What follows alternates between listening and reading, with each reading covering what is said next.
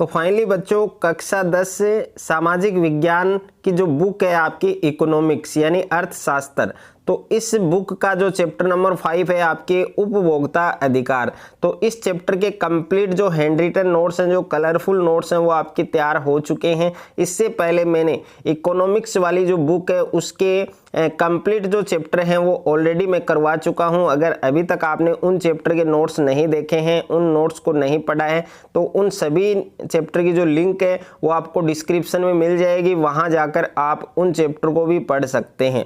तो इस वीडियो के अंदर मैं आपको कक्षा 10 सामाजिक विज्ञान जो आपकी बुक है अर्थशास्त्र यानी इकोनॉमिक्स, और इसका जो चैप्टर नंबर 5 है आपके उपभोक्ता अधिकार, तो इस चैप्टर के कंप्लीट जो हैंड रिटन नोट्स हैं, जो कलरफुल नोट्स हैं, वो हम इस वीडियो के अंदर पढ़ने वाले हैं। साथ साथ में आप इन नोट्स को लिखना चाहते हैं तो लिख भी सकते हैं। अगर आप इन नोट्स को परचेज करना चाहते हैं तो नोट्स परचेज करने के लिए आपको स्क्रीन पर जो नंबर आपको दिया गया है, इन नंबर पर संपर्क करके आप ये नोट्स परचेज कर सकते हैं।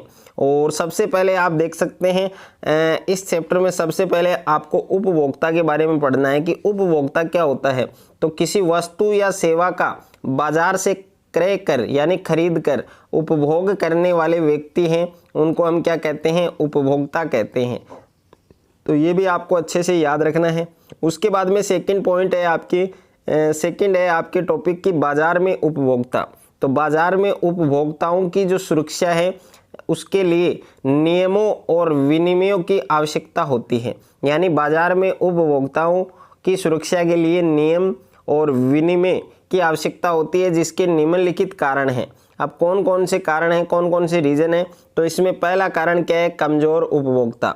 अब कमजोर उपभोक्ता यानी बाजार में व्यक्तिगत उपभोक्ता स्वयं को प्राय कमजोर स्थिति में पाते हैं और खरीदी गई वस्तु या सेवा के बारे में जब भी कोई शिकायत होती है तो विक्रेता समस्त उत्तरदायित्व क्रेता पर डालने का क्या करता है, प्रयास करता है। ऐसी स्थिति में अधिकतर उपभोक्ताओं का क्या होता है, शोषण होता है। दूसरा रीजन क्या हो सकता है, दूसरा कारण क्या है, उपभोक्ता का शोषण।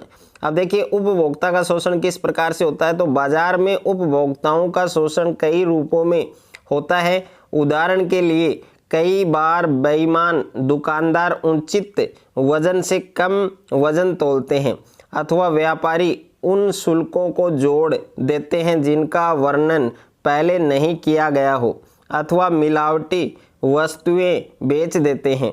ऐसी स्थिति में उपभोक्ताओं के हितों की सुरक्षा हेतु नियमों विनियमों की आवश्यकता होती है। तो ये भी आपको अच्छे से याद रखना है कि उपभोक्ता है उनका शोषण किस प्रकार से होता है।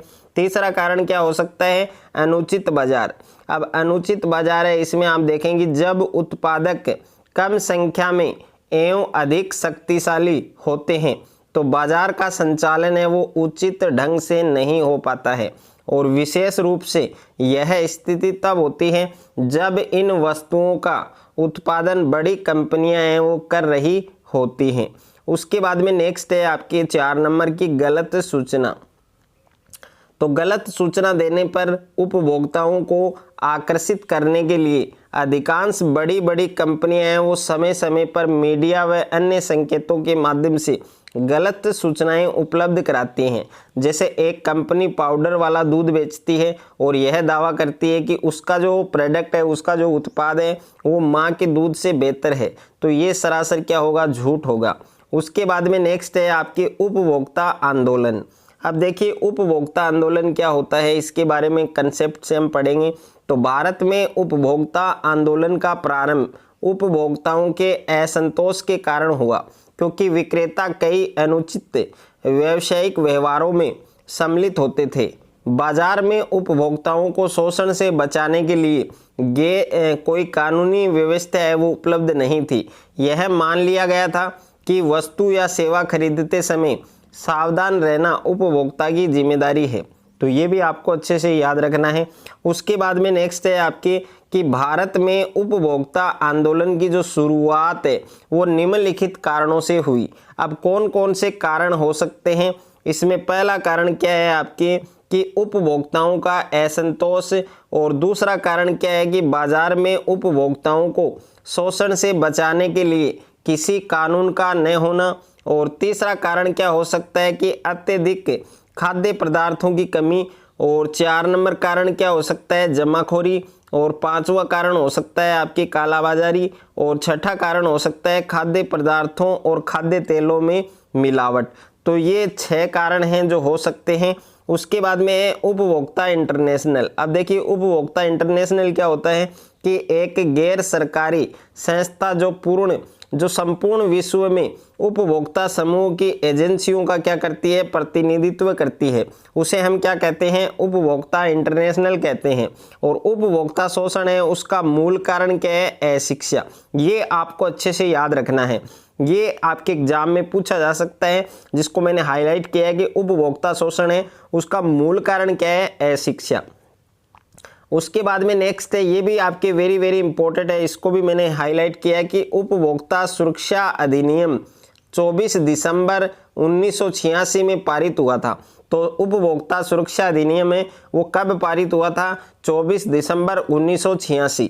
उसके बाद में है उपभोक्ता अधिकार। अब देखिए उपभोक्ता अधिकार वाला जो क्वेश्चन है ये काफ़ी बड़े मार्क्स में आपको देखने को मिलता है पेपर में, तो अच्छे से तैयार करना है आपको कि उपभोक्ता सुरक्षा अधिनियम 1986 में उपभोक्ताओं को निम्नलिखित अधिकार दिए गए हैं। इसमें पहला अधिकार क्या है, सुरक्षा का अधिकार, यानी सभी को सुरक्षा का अधिकार है। और इसके अंतर्गत उपभोक्ताओं को ऐसे माल के क्रय विक्रय के विरुद्ध संरक्षण पाने का अधिकार प्रदान किया गया है जो जीवन व संपत्ति के लिए हानिकारक है।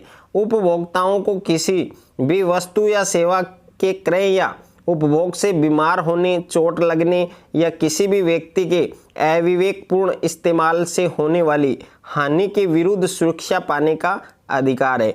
और दूसरा अधिकार क्या है, आपके सूचना पाने का अधिकार। तो उपभोक्ताओं को यह अधिकार प्रदान किया गया है कि उसे माल की गुणवत्ता, मात्रा, क्षमता, शुद्धता, मानक और मूल्यों के बारे में सूचना प्रदान की जाए। यदि ये सूचनाएं माल के उत्पादक द्वारा नहीं लिखी गई हो तो उपभोक्ता इन सूचनाओं को प्राप्त करने का जो अधिकार है वो रखता है। आज सरकार द्वारा प्रदत्त विविध सेवाओं को उपयोगी बनाने के लिए सूचना पाने के अधिकार का दायरा है वो बढ़ा दिया है। और आगे हम बात करें तो आप देख सकते हैं कि अक्टूबर 2005 में भारत सरकार ने एक नया कानून लागू किया जो RTI या सूचना पाने के अधिकार के नाम से क्या है, जाना जाता है। और उसके बाद में चुनाव का अधिकार। अब चुनाव का अधिकार क्या है कि इस अधिकार के तहत उपभोक्ता बाजार में उपलब्ध विभिन्न प्रकार की वस्तुओं एवं सेवाओं में से किसी का भी चयन है वो कर सकता है और किसी भी व्यवसायी द्वारा उत्पादित माल की किसी भी किस्म को अपनी इच्छा से पसंद कर सकता है। उसके बाद में नेक्स्ट है आपके क्षतिपूर्ति निवारण का अधिकार। 4 नंबर है, इस अधिकार के अंतर्गत उपभोक्ता को व्यवसायी द्वारा किए जाने वाले प्रतिबंधात्मक और अनुचित व्यवहार के कारण होने वाली हानि की क्षतिपूर्ति कराने का अधिकार दिया गया है। ओके, उसके बाद में नेक्स्ट है आपके प्रतिनिधित्व का अधिकार। अब देखिए प्रतिनिधित्व का अधिकार क्या है कि उपभोक्ता को वस्तु या सेवा संबंधी किसी भी शिकायत को उचित मंच पर प्रस्तुत करने का अधिकार है और एक उपभोक्ता के रूप में अनुचित व्यवहार के होने पर उपभोक्ता अदालतों में जाने का अधिकार है। इस हेतु त्रिस्तरीय न्यायिक तंत्र की व्यवस्था है वो भी की गई है। उसके बाद में 6 नंबर है आपके कि उपभोक्ता शिक्षा का अधिकार। अब देखिए उपभोक्ता शिक्षा का अधिकार क्या है, तो इस अधिकार के अंतर्गत उपभोक्ता को वस्तुओं, सेवाओं एवं उनके उपयोग की विधि आदि के संबंध में जानकारी या शिक्षा प्राप्त करने का अधिकार होता है और यह अधिकार उपभोक्ताओं को जागरूक उपभोक्ता बने रहने के लिए ज्ञान तथा क्षमता प्रदान करने का क्या है, अधिकार है। उसके बाद में है जागरूक उपभोक्ता बनने के लिए आवश्यक बातें। तो देखिए जागरूक उपभोक्ता बनने के लिए आवश्यक बातें हैं वो कौन कौन सी हैं, तो आवश्यक बातें हैं वो भी आप देख सकते हैं। इसमें पहली बात है कि हमें माल खरीदने से पहले वस्तुओं व सेवाओं के बारे में पूरी जानकारी है वो प्राप्त कर लेनी चाहिए। और दूसरा क्या है आपके, दूसरा पॉइंट आप देख सकते हैं कि हमें प्राय अधिकृत दुकान से ही सामान खरीदना चाहिए। और तीसरा पॉइंट है कि हमें उपभोक्ता जागरूकता संगठन का सदस्य अवश्य बनना चाहिए। और 4 नंबर है कि हमें अपनी शिकायतों पर क्षतिपूर्ति के लिए उपभोक्ता संगठनों की मदद लेनी चाहिए। और 5 नंबर है कि हमारा यह भी कर्तव्य है कि दुकानदार से सामान खरीदने पर कैश मेमो या वाउचर अवश्य प्राप्त कर लेने चाहिए। उसके बाद में नेक्स्ट है आपके, जिसमें सबसे मोस्ट इम्पोर्टेंट क्वेश्चन है आपके कि उपभोक्ता संरक्षण परिषद और उपभोक्ता अदालत में क्या अंतर है। तो सबसे पहले हम बात करें उपभोक्ता संरक्षण परिषद क्या होता है। तो उपभोक्ता संरक्षण परिषद वह सामाजिक संगठन है जो कि उपभोक्ताओं के हितों की रक्षा करता है और उन्हें क्या देता है, बढ़ावा देता है। और उपभोक्ता अदालत क्या होती है, उपभोक्ता संरक्षण अधिनियम 1986 के अंतर्गत एक त्रिस्तरीय न्यायिक तंत्र स्थापित किया गया जिन्हें जिला, राज्य और राष्ट्रीय स्तरों पर उपभोक्ता अदालतें कहा जाता है। उसके बाद में नेक्स्ट है आपके कि विद्युत उपकरणों और खाद्य वस्तुओं पर अंकित शब्द, चिन्ह और प्रमाणकों के नाम लिखिए। ये वेरी वेरी इंपॉर्टेंट है। इसमें विद्युत उपकरण क्या हो जाएगा आपके ISI चिन्ह और खाद्य वस्तु क्या हो जाएगी आपके एग मार्क। यानी यहाँ पर सबसे इम्पोर्टेंट है, इसको भी मैंने हाईलाइट किया है, ये आप देख सकते हैं कि मानक वस्तुओं के लिए ISI चिन्ह जारी करने वाली संस्था क्या है, भारतीय मानक ब्यूरो। ये आपको अच्छे से ध्यान देना है। उसके बाद में हॉलमार्क क्या होता है कि जब उपभोक्ता स्वर्ण आभूषण खरीदता है तो उस पर लगा हॉलमार्क प्रमाणन चिन्ह उन्हें अच्छी गुणवत्ता सुनिश्चित करने में मदद करते हैं। भारतीय मानक ब्यूरो हॉलमार्क प्रमाणन प्रदान करता है।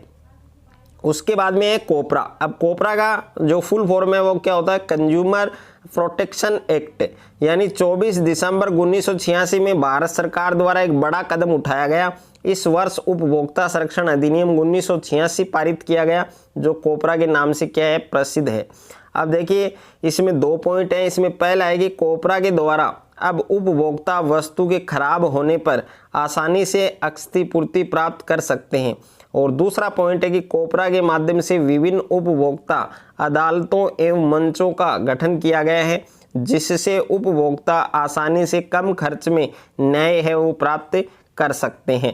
तो इसी के साथ आपका चैप्टर नंबर 5 है उपभोक्ता अधिकार, ये कंप्लीट हो चुका है। इसके जो शानदार नोट्स है वो मैंने इस वीडियो के अंदर आपको कंप्लीट नोट्स दिए हैं। और अगर आपको ये नोट्स अच्छे लगे, अगर आपको ये वीडियो अच्छा लगे तो वीडियो को आप ज़्यादा से ज़्यादा बच्चों के साथ शेयर करें, ज़्यादा से ज़्यादा वीडियो को लाइक करें। और चैनल पर आप नए हैं तो चैनल को आप सब्सक्राइब कर लीजिए और साथ में नोटिफिकेशन बेल को प्रेस कर लीजिए।